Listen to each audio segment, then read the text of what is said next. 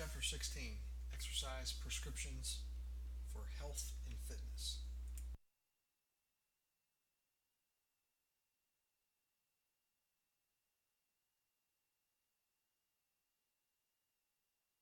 Alright, let's go over some basic terminology. Physical activity is any form is physical activity is any form of muscular activity. Any movement of the muscles that you do is known as physical activity. This can include walking up and down the stairs, walking to and from class, walking to and from a vehicle, from a parking spot to a into a store, anything that gets you up and moving around. And as you increase your physical activity, you can reduce the risk from death from all causes. And physical inactivity is a primary risk factor for developing coronary heart disease, as we've seen in the previous chapter, in chapter 14. Now, physical fitness are the attributes that are related to the ability to perform physical activity. All right, how well you're able to perform a certain activity, your aerobic fitness or your anaerobic fitness, your strength, your power, endurance, all those different factors, that's related to physical fitness. And the definition of exercise is a planned physical activity. It's structured in some way to help improve or maintain fitness or performance. All right, and usually that exercise is related to sports, but not always. Exercise obviously is important for just daily um, physical fitness, and it's also important to have some type of structured exercise put into place to where you can get on a rhythm where you can consistently perform physical activity or exercise each day.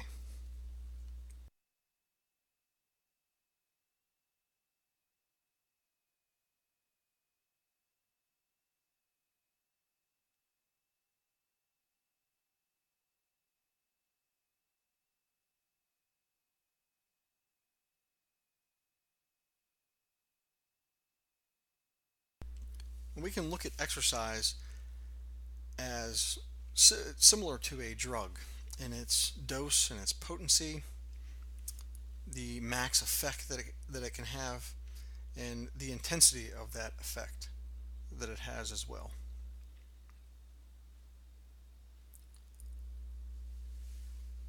So increasing the potency, all right, this is basically referring to how well it does at certain doses, obviously. So as you increase the dose of physical activity, you can possibly increase its potency.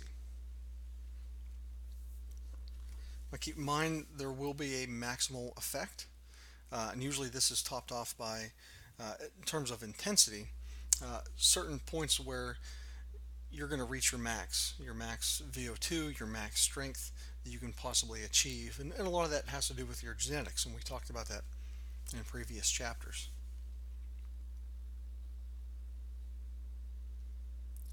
Now, the slope is going to be how much change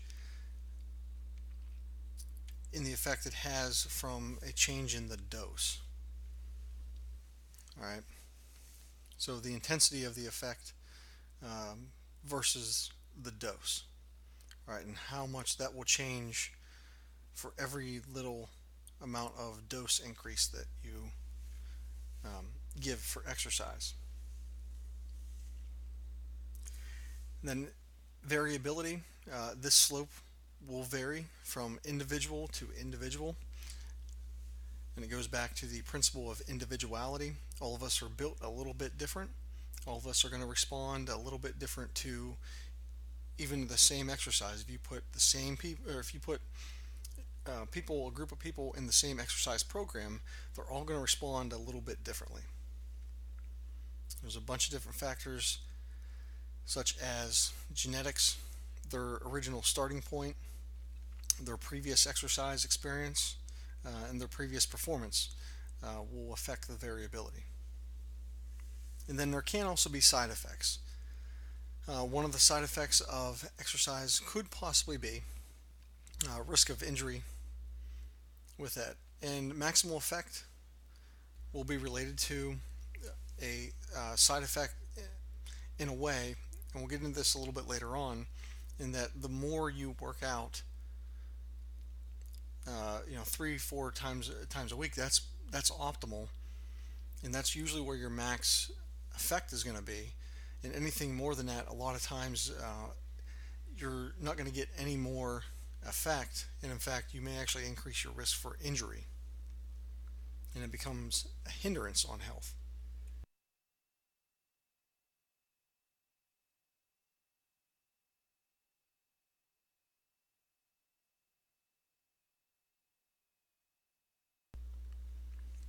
So, dose response for exercise. So, you can increase the dose response or the dosage by increasing the intensity. So, increasing the percentage of VO2 max, heart rate max, the RPE, rating of perceived exertion, or increasing the intensity closer towards the lactate threshold, or possibly moving it past the lactate threshold. Right, always increasing intensity to cause a greater effect, right, and therefore a greater adaptation to the exercise. You could also increase the frequency, or at least change the frequency, so changing it by number of days per week or number of times per day.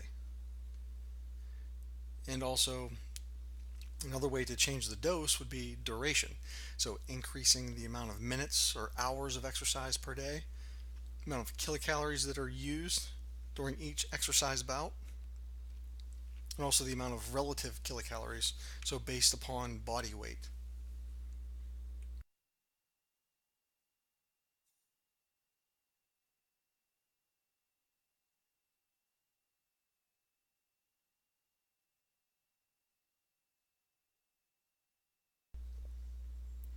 So the response that can happen from the increase or change in dose could be a VO2 max response, blood pressure, insulin sensitivity, body weight, and depression. We're talking about depression and anxiety in this case. In fact, we can increase VO2 max, blood pressure, insulin sensitivity. Body weight can go down or up depending on which one you're gaining and losing. Again, we need to increase our fat-free mass or our muscle mass, decrease our fat mass. And exercise will help lower depression and anxiety. It helps calm us down. And that's one of the psychological responses that occurs with exercise. You can also improve fitness and improve overall health. And you can improve either fitness and health either simultaneously, or you can do it separately. So you can improve your health without necessarily improving your fitness. All right. Now they are related, but they're not necessarily the same thing.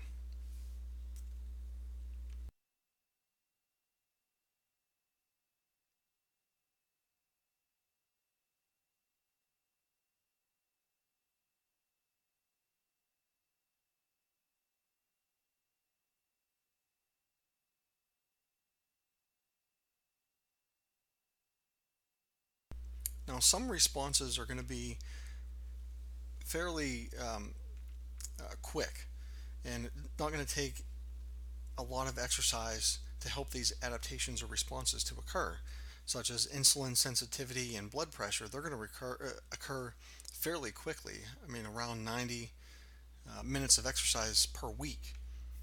All right, and if you exercise 3 times a week, you're only exercising 30 minutes a day, 30 minutes for 3 days a week. Right, that's not a lot of exercise or a lot of physical activity. It doesn't even have to be structured exercise, just increasing physical activity 30 more minutes a day. So individuals who are physically inactive and very sedentary, even just increasing their work output and their minutes of exercise or physical activity per week can greatly increase their insulin sensitivity and decrease their blood pressure. Heart rate and VO2 max are also fairly quick to change as well. They're more of like an intermediate change. Now, your HDL, the good cholesterol, it can be uh, raised and increased. However, it's going to take more exercise, or a bigger dose of exercise to increase the good cholesterol and also decrease the bad cholesterol.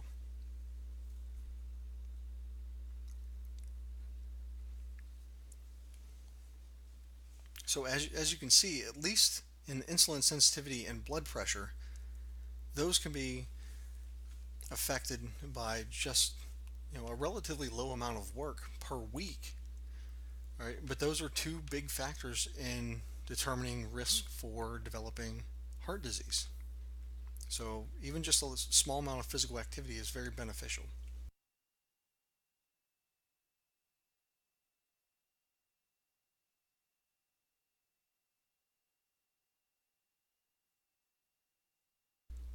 Now this is a lot on this slide, and this is taken pretty much directly from the book. All right, and this is the U.S. Physical Activity Guidelines 2008. Now you don't have to know these 100% exact. I don't want you to memorize all this. Excuse me. But essentially, what I want you to know is you need some type of moderate exercise, vigorous exercise, or a combination of both of them. And you also need resistance training, 8 to 10 exercises, about 8 to 12 reps, and at least one set per each exercise. Excuse me. All right, and the resistance training needs to be done on 2 or more days per week.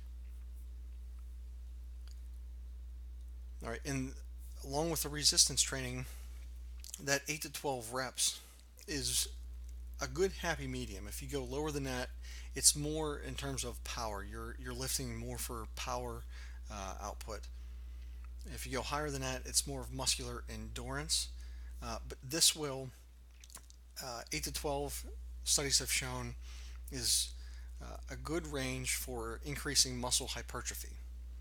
And increasing muscle mass can help decrease fat mass because that muscle mass takes a lot of energy to maintain, so you're going to be burning more fat. So you can increase your metabolism by increasing your muscle mass a little bit.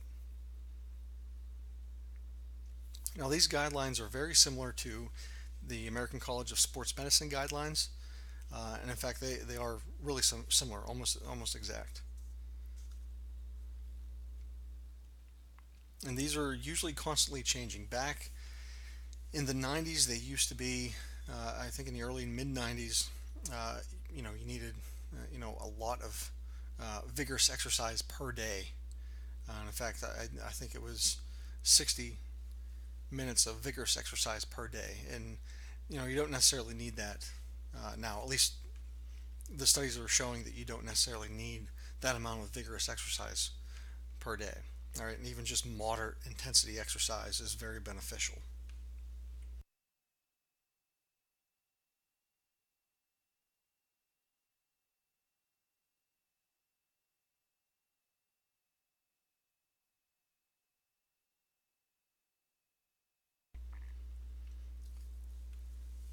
All right, so we can break this down into METs and what a MET is, and I'm actually going to fix this.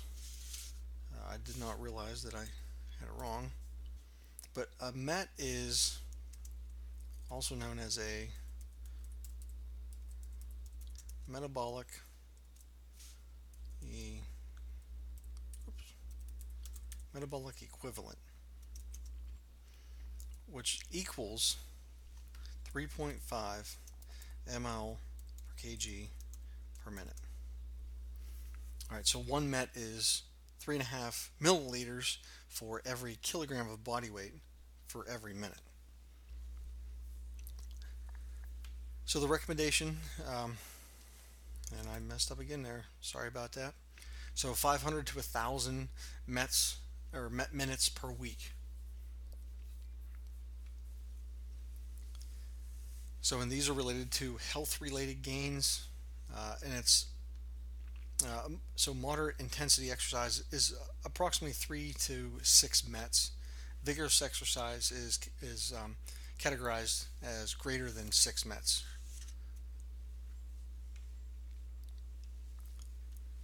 So if you walk at about 3 mile per hour, which is just a nice slow kind of just a nice casual walk, really, three and a half, approximately 3.3 METs, about 3.5 METs. Running at about 5 mile per hour is going to get you approximately 8 METs. So how you would figure out from METs what the VO2 is just simply take 8 times 3.5, right? Because 1 MET equals 3.5 ml per kg per minute. So just multiply that by 8 and you will get VO2. So 8 METs is going to equal approximately 28 ml per kg per minute.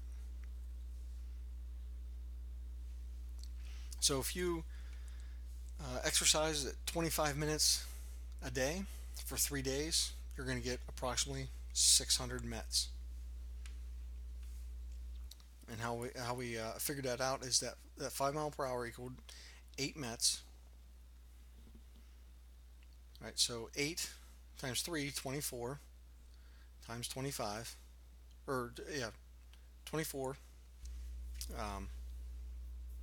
times 25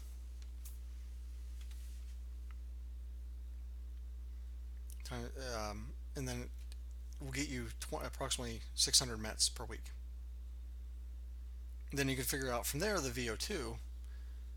Just multiply 600 times 3.5, and you figure out the total amount of oxygen for volume of oxygen consumed that week. Although that's not necessarily relevant, it is something that you could possibly do.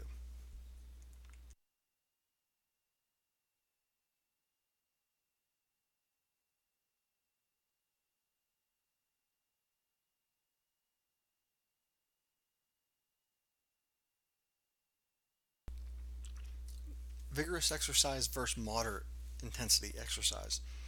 This was a little portion in the book, one of those kind of blue box portions where it gives you a little bit of extra material, and I did want to go over it a little bit. Vigorous physical activity, it does reduce the risk for coronary heart disease or cardiovascular disease over low intensity. All right, so it is much better at reducing the risk.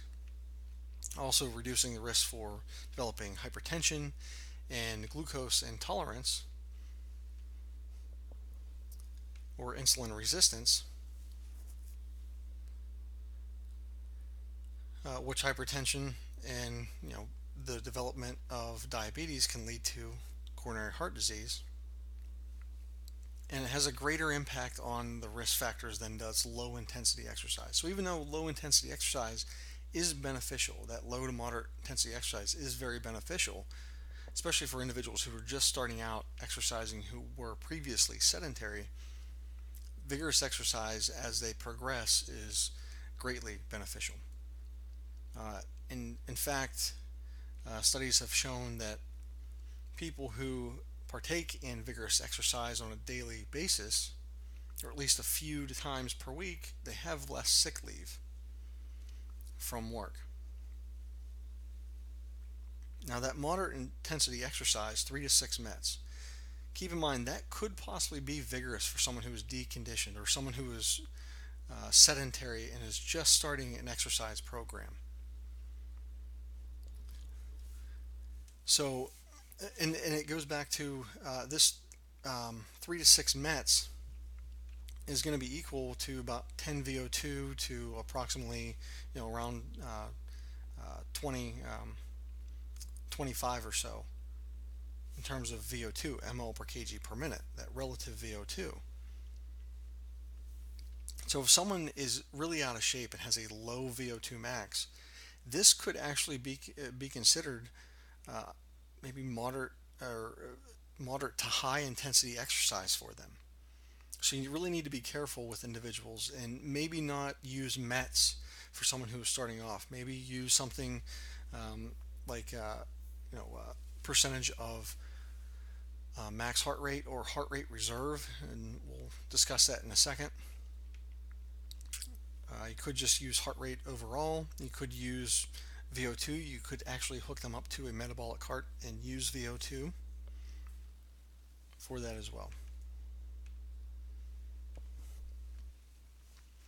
Now this figure from the book, it was a little bit confusing if you look at it, but um, essentially what it's telling you is someone who is deconditioned using METs for determining exercise intensity might not be very good. So you need to keep an eye out for that. Now, for someone who is physically fit, uh, perfectly fine to use METs.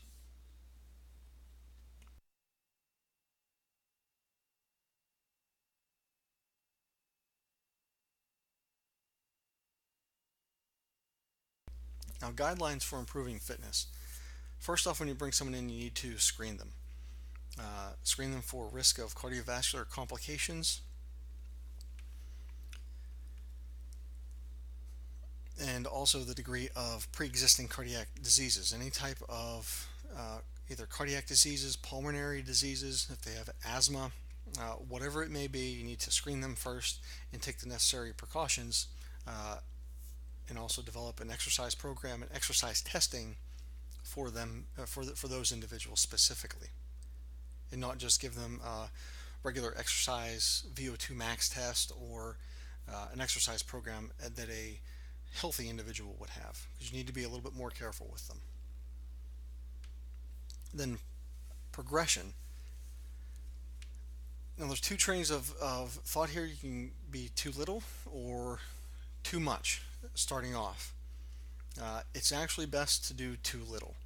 If you do too much, let's look at the negative one first. If you do too much, that person could, for one, actually have an injury that could develop.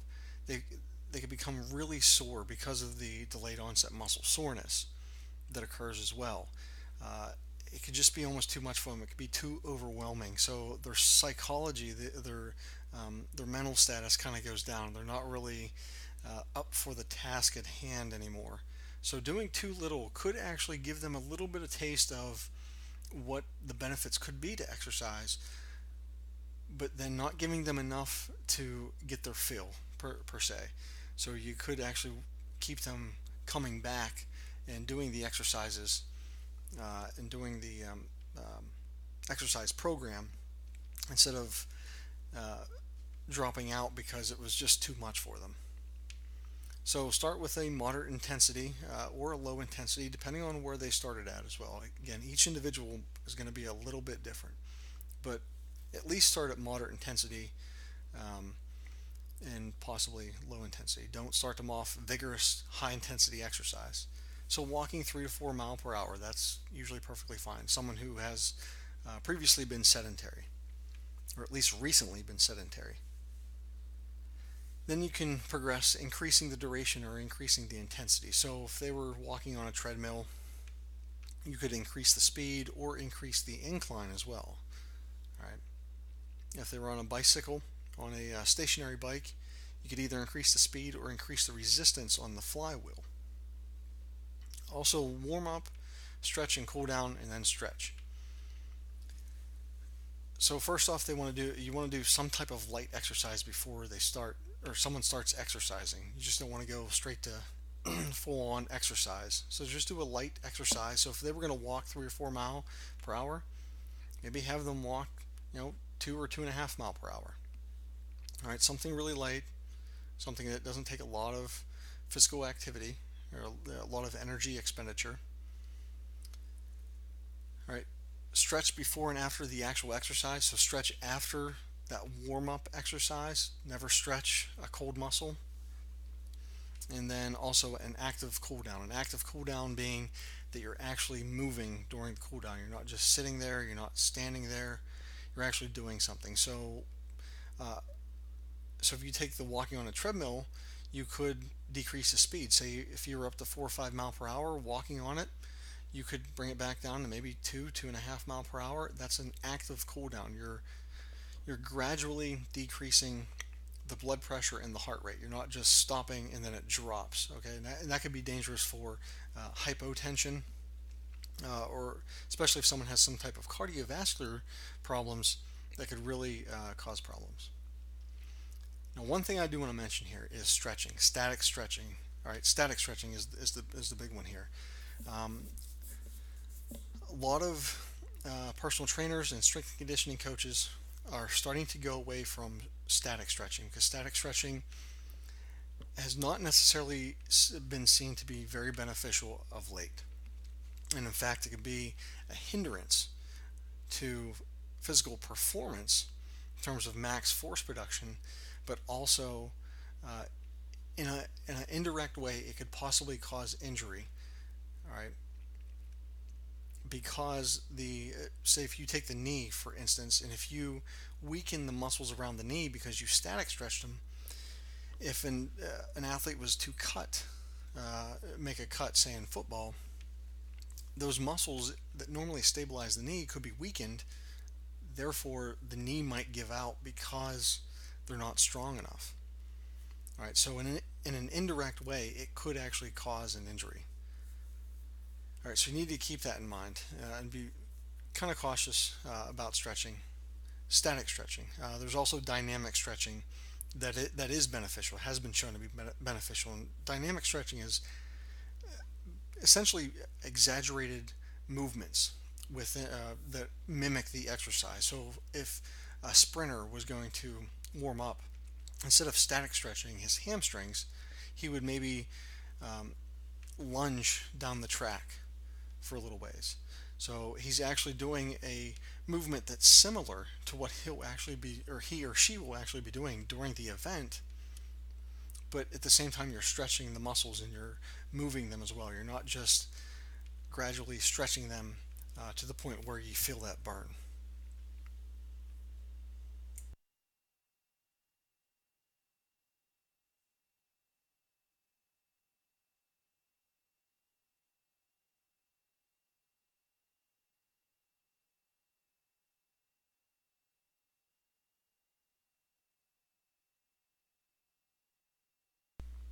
Exercise prescriptions for cardiorespiratory fitness.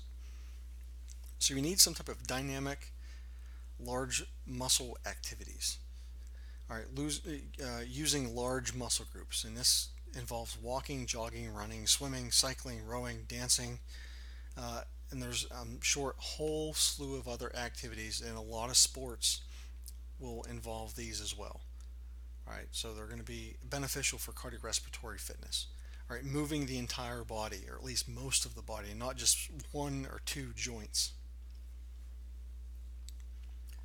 The ACSM recommendations, the American College of Sports Medicine, for improving cardiorespiratory fitness is approximately 3 to 5 times per week, 20 to 60 minutes per day. And you want to get about 40 or 50 to 80% of your heart rate reserve. And we'll see the calculation here in a second, or your VO2 reserve. And we're not going to go too much into, actually, we're not going to go any into VO2 reserve right now. But heart rate reserve is actually one of the ones that is used quite often. And it's going to equal approximately 2 to 300 kilocalories for every session. And it is similar to the physical activity guidelines for weight loss and reducing the risk for developing coronary heart disease.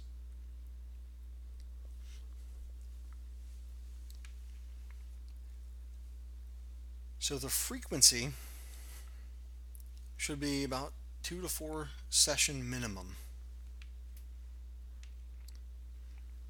All right, or you can do 2 sessions with a higher intensity. And here's where the gains, at least for cardiorespiratory fitness, the gains can plateau after 3 to 4 sessions per week. As you can see with the graph here, as you increase the amount of days or the frequency that you're exercising, it starts to level off past 4 days. And there's not really any greater benefit to exercising uh, you know, more times per week, or at least more days per week. And you could actually increase the risk for disease, or not disease, excuse me, for injury, or also cardiac complications as well, especially if there's an underlying factor there. But that goes into individuality. So there's a lot of factors that kind of play in a role of uh, how much to exercise, the frequency, the dose, the duration, all that kind of stuff. But we're speaking for the most part in general right here. The duration must be considered with intensity. You're not going to be able to exercise at a high intensity for 5 or 6 hours. All right. So you need to keep that in mind. As you increase the intensity, the amount of time that you're actually exercising per session is going to be decreased.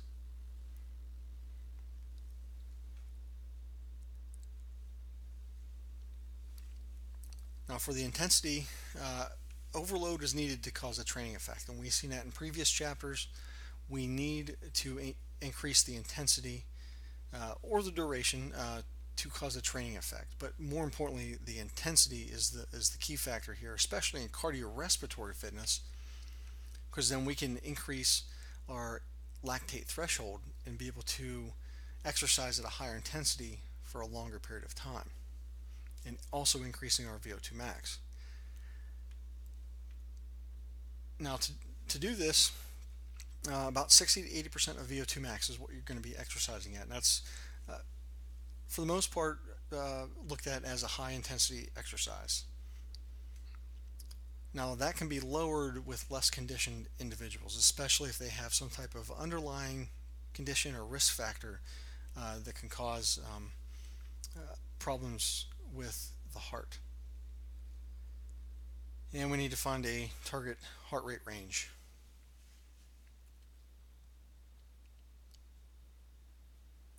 So, determining target heart rate range, we could either do it in a direct manner. All right, so we take the individual and put them on a treadmill or a bike and do a graded exercise test to test their actual VO2 max. And we're going to be taking heart rate at different intervals, and we find out where they were at 60 and 80% of their VO2 max and what their heart rate was at those time points.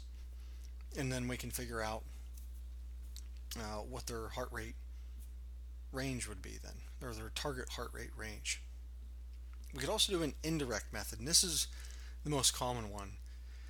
It's known as the Carvonen method. Let me actually add this to the dictionary so you can see it a little better. So the heart rate reserve, or the Carvonen method. So you subtract the resting heart rate from the heart rate max to get heart rate reserve.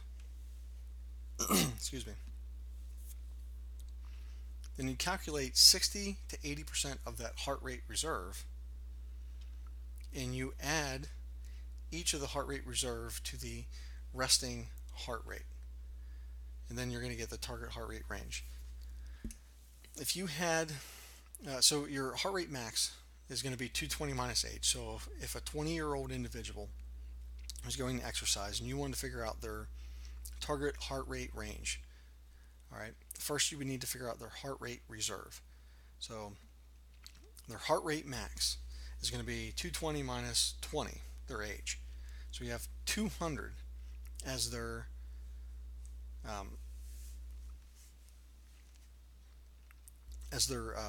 max heart rate. And then if their resting heart rate was 80, then you would take 200 minus 80, so which would give us about 120, and calculate 60% of 120 and 80% of 120, and whatever those two numbers are, add them back on to the resting heart rate. So add 60% of 120 back onto 80 and 80% of 120 back onto 120 or 80. So that's the Carbonin method of figuring out heart rate or the target heart rate range by way of figuring out heart rate reserve. You could also do a percentage of heart rate max, 70 to 80% of heart rate max. And the reasoning for this is that's approximately 70% of heart rate max is generally speaking about 55% of VO2 max. And 85% of heart rate max is approximately 85% of, or approximately 75% of your VO2 max. So we get that 55 to 75% range. We could also look at rating of perceived exertion, or RPE. There's a scale known as the Borg scale, and it goes from a value of 6 to 20. There is no 0. 6 being you're just resting, you're not feeling any exertion at all, or very little exertion, and 20 being you are completely maxed out. And this relates to heart rate in that 12 on the Borg scale is related to approximately 40-50% of your heart rate reserve. And 16 is approximately equal to about 85% of your heart rate reserve. So these are different methods to figuring out your target heart rate range for an individual. So you can get them up to that certain level that they need to be exercising at for either moderate or high intensity exercise. So we have direct, indirect, and then indirect. There's a few different indirect ways that we can do it. All right, that was chapter 16, exercise prescriptions for health and fitness. If you have any questions, let me know. Thanks.